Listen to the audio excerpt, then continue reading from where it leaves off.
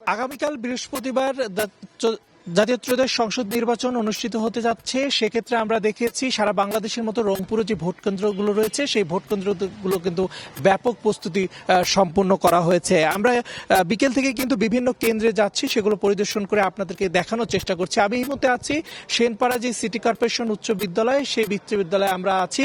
এখানেও কিন্তু আমরা দেখেছি যে পর্যাপ্ত কিন্তু একেবারে ভোটকে ঘিরে পর্যাপ্ত নিরাপত্তা ব্যবস্থা রাখা হয়েছে। আগামীকাল যেহেতু ত্রয়োদশ সংসদ নির্বাচন, সেখানে প্রস্তুত রংপুরের সকল ভোট কেন্দ্রগুলো। সেগুলোতে ভোটের যে সরঞ্জাম, সকল জিনিসপত্র কিন্তু আমরা দেখেছি সকাল 11:30 থেকেই কেন্দ্রে পৌঁছানো হয়েছে এবং যে ঝুঁকিপূর্ণ কেন্দ্রগুলো রয়েছে সেগুলো কিন্তু মনিটরিং করে যে কোনো পরিস্থিতি মোকাবেলায় একেবারে সার্বক্ষণিক প্রস্তুত রয়েছে কিন্তু আইন শৃঙ্খলা বাহিনী। আমি একটু বিষয় জানিয়ে রাখি, রংপুর যে 3 আসনটি রয়েছে সেই 3 আসনই 169টি কেন্দ্রে এবার কিন্তু নির্বাচনী যে সরঞ্জাম সেটি কিন্তু পাঠানো হয়েছে।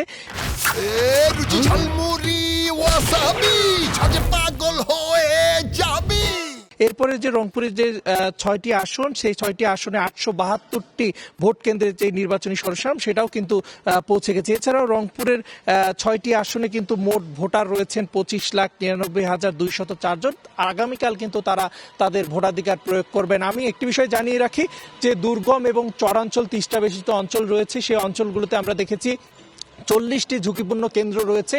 সেই কেন্দ্রতে কিন্তু আগাম যে নির্বাচনী সরঞ্জাম এবং কর্মকর্তা যারা কর্মচারী রয়েছেন তারা কিন্তু আগেই সেই কেন্দ্রগুলোতে পৌঁছে গেছেন। এবং ভোটের আগের দিন থেকে যদি একটু আইন শৃঙ্খলা পরিস্থিতির কথা বলি, র্যাব, পুলিশ, বিজিবি, সেনাবাহিনী মোতায়েন রয়েছে এবং ভোট কেন্দ্রগুলোতে সামনে কিন্তু পর্যাপ্ত নিরাপত্তা বলয় রাখা হয়েছে এবং কেন্দ্রের ভিতরে যারা আনসার বাহিনী রয়েছেন, যারা পুলিশ রয়েছেন, তারা কিন্তু একেবারে তৎপর রয়েছেন। সবকিছু মিলে বলি এই নির্বাচনকে ঘিরে কিন্তু একদম পর্যাপ্ত নিরাপত্তা বলয় এবং কয়েক স্তরের নিরাপত্তা ব্যবস্থা কিন্তু চলমান রয়েছে।